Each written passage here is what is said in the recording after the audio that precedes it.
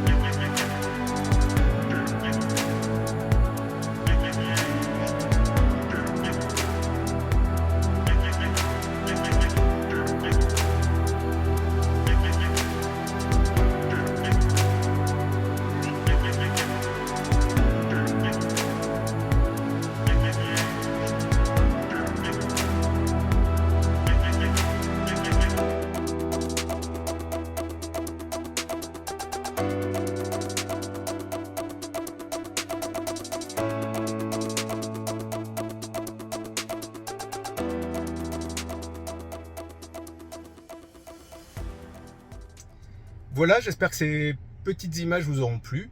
Alors je sais que la Model Y n'est plus à découvrir, hein, il y a eu beaucoup de vidéos là-dessus.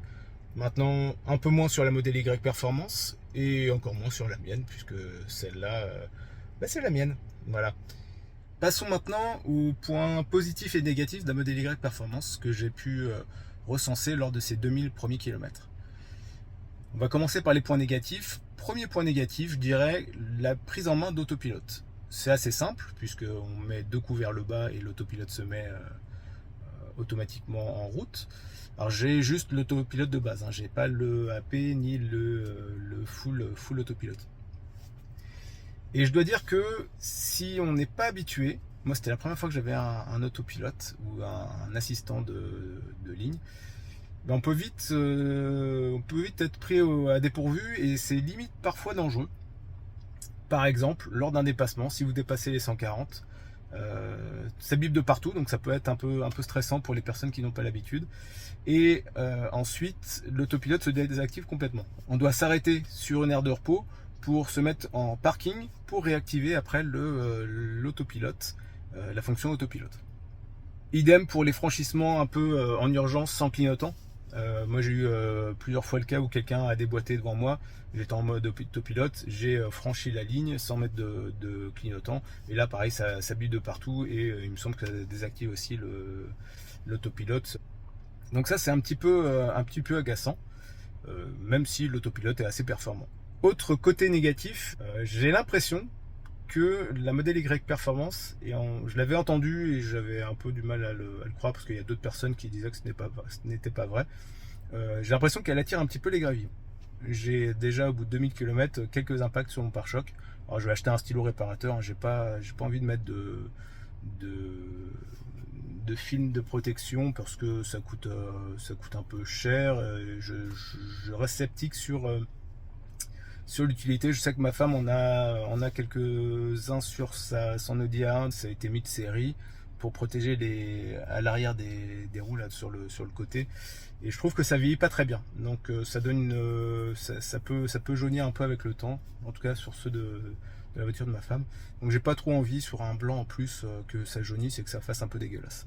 Donc voilà, après, à voir, hein, j'ai peut-être eu un coup de malchance. Mais en tout cas, j'ai remarqué 2-3 impacts de cailloux au bout de 2000 km, sachant que j'ai fait essentiellement de l'autoroute. Autre point négatif, je dirais la plage arrière. Alors c'est très utile, elle fait office d'insonorisation, mais par contre elle est vraiment pas pratique à manier. J'aurais préféré, alors je l'avais pareil entendu, j'aurais préféré un rouleau comme j'avais sur la 4, donc une plage arrière qui s'enroule, plutôt que cette plage arrière qui, on sait pas trop quoi en faire. J'ai toujours pas compris comment la positionner à l'arrière. Donc on peut la rabattre normalement complètement contre les sièges arrière. Je ferai peut-être un tuto là-dessus une fois que j'aurai compris, parce que la prise en main est pas forcément évidente. Et donc on est obligé de la soulever pour aller charger les choses, elle reste pas forcément en place. Donc c'est pas super pratique. Je pense que des enrouleurs de plage arrière étaient plus efficaces. Après niveau acoustique, je pense que celle-là est mieux. Mais par contre, niveau praticité, c'est vraiment pas top. Passons maintenant au côté positif. C'est vraiment un vrai régal de conduire une Model Y Performance.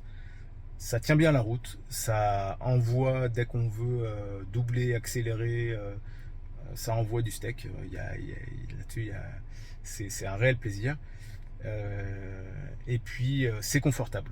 Alors c'est un peu raide sur les routes un peu cabossées. Alors, raide, les fauteuils sont super confortables, donc c'est pas forcément trop raide. Par contre, sur autoroute, c'est un vrai régal. Et même sur les petites routes, voilà, on peut se faire plaisir. La conduite est vraiment souple. Il n'y a pas un bruit, c'est vraiment top. Autre point positif, et je pensais que ça allait être un point négatif, mais j'ai entendu pas mal de critiques là-dessus et j'en ai pas souffert. Pourtant, je suis allé dans le sud de la France où il faisait vraiment cagnard. C'est le toit panoramique. Il est super teinté. Alors le point négatif de ce toit panoramique super teinté, c'est qu'on voit pas forcément très bien, surtout pour les personnes arrière, lorsqu'il fait un peu plus sombre, le ciel. Par contre, le fait qu'il soit teinté, je trouve qu'il coupe réellement. Alors lui, il est chaud, hein, lui, il est même bouillant. Là, je n'arrive pas à maintenir ma main dessus. Par contre, en tout cas, moi, je fais 1m80. À ma hauteur, je ressens pas j'ai pas la tête chaude, et puis la clim fonctionne bien. Donc, j'ai pas la tête chaude comme certains pouvaient le dire. Alors, après, ça n'engage que moi, hein. Mais en tout cas, moi, j'ai remarqué ça. L'écran tactile, ça c'est top. Franchement, il est ultra réactif. Il y a plein de petits gadgets. Alors moi, je suis assez fan de petits gadgets comme ça. Ça fait rire un peu tout le monde. On se foutait de ma tronche à un moment donné. Puis, par exemple, hier, j'ai fait une démonstration et j'avoue que les gens étaient un peu fans. Même la boîte à prout, moi, ça me fait marrer. On a joué avec ça avec les enfants pendant le trajet. Ça les a fait marrer. On a passé un bon moment. Donc non, franchement, c'est que du positif. Je regrette pas du tout cet achat. C'est un peu cher. C'est même beaucoup cher, mais par contre voilà, je pense qu'on en a pour notre argent. J'ai pas encore roulé suffisamment pour en être déçu ou pour en être blasé. C'est une super voiture, il y a des rangements de partout.